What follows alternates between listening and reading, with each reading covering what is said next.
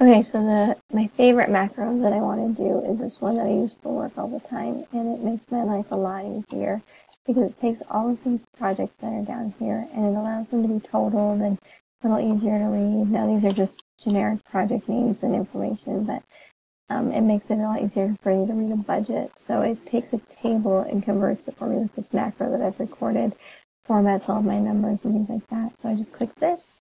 It makes it nice and pretty, adds a slicer. So I actually have two cells, or two sheets, because I have a slicer sheet.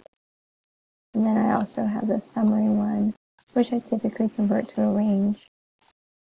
And then I'll come over here to the data and subtotal it. I guess I could convert this over to a macro too. I just never have taken the time.